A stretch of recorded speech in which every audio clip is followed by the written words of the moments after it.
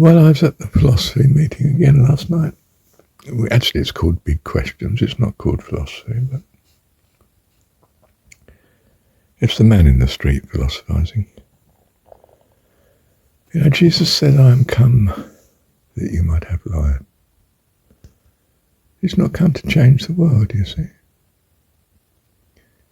You can go on forever about what's wrong with the world and the leaders and what's wrongly motivating them and the injustices of the wars that continue to go on and rage through the 21st century.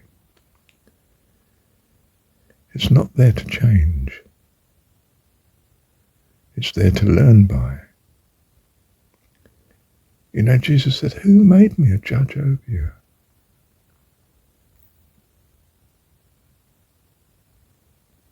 It's not taking a rulership position. It's not to change this world. God's got it right in some fundamental teaching sense, in terms of the greater purpose, which is heaven, for him and for us, his children, all of us, all life, I take it, because that's what I value. So my God does. If I'm wrong in some ultimate sense, I trust that he'll be able to put that right and correct my view. It's not a problem for him. Therefore, it's not a problem for me because I trust him. If you know what I mean, and you probably do, else you wouldn't be listening to me. So I'm not here to change the world. I'm not here to convince people even of what's in their best interest. I'm sent, yes. I think, if anything, to let them know that their God is their heavenly dad, the personification of all that they think at present is best and right and good and lovely. Else how can they devote themselves to him? And if they don't devote themselves to God, how can they come to know him? And without knowing him, according to jon17, how are they going to get to life eternal? They'll be in the limbo of this world, or something like it, as the Eastern people see it, until they find their way. So we are sent as a blessing. We're an option on the menu. You could try this. See what you think. Ooh. I'm not sure so I risk that, or nah, don't think I fancy that. Okay, carry on, as you were. No sweat. For us. But for you, oh goodness, I'd rather you heard me.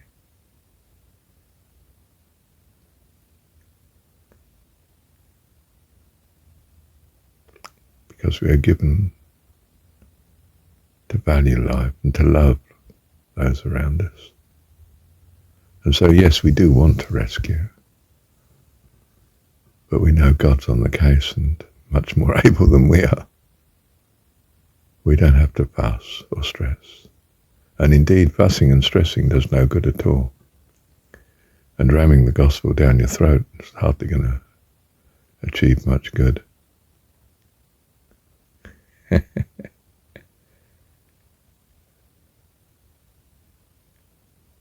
Love you, Heavenly Dad. So in spiritual terms, we are sadhus, wandering by the river, the Ganges.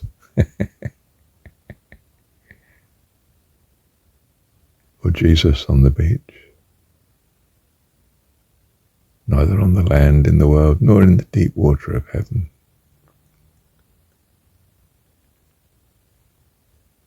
just loitering on the beach. If you want to go and listen to him, you can. If you don't want to, no problem.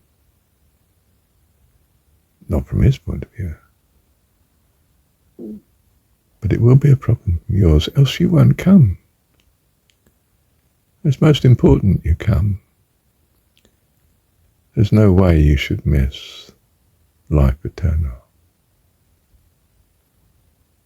The goodness of God. The loveliness of heavenly communion. If you've fallen in love in your life, then you know something of it. If you've ever worshipped in your life, for real I mean, where you're just flying high, in a sense, overwhelmed with the presence and the love of God, then you know what I'm talking about.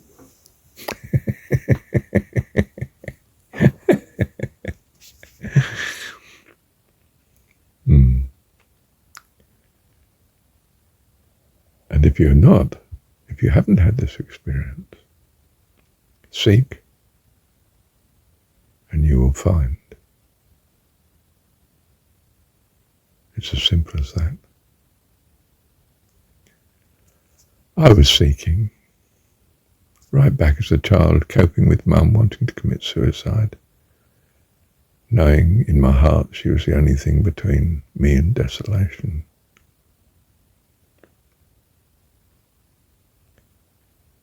Bit stressful, eh?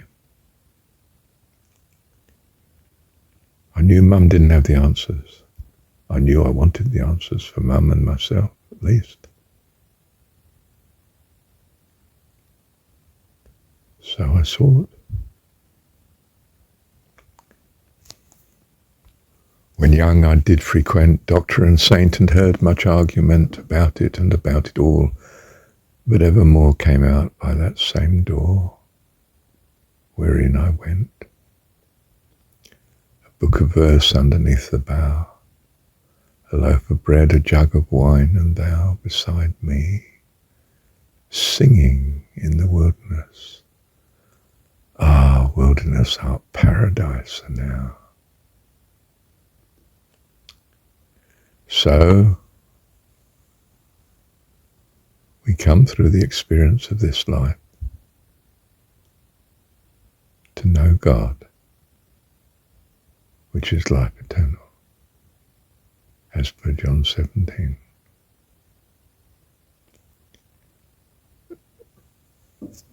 It's an incredible blessing. Read it. Know it in your heart. If you find my remarks on it in my recordings helpful, that's wonderful. I'm very pleased. But whatever, I think it's the way. It's claimed to be the way. The Jesus story, I mean. Not to be worshipped, but the way. And perhaps there are other ways too. I hope there is. That's great if there are more. More ways the better if they all lead to Rome, if they do. But some go a tortuous way, and you don't want to spend long when you can go short. Don't get preoccupied with the journey. Know your destination in your heart. You're a child of God. That means you're going to be fantastic, because God is fantastic. And God, your heavenly Dad, is the guarantor of such. It's as simple as that. Your God, your Dad, one that loves you and personifies all that you truly value and have ever had and ever could have. Our heavenly Dad.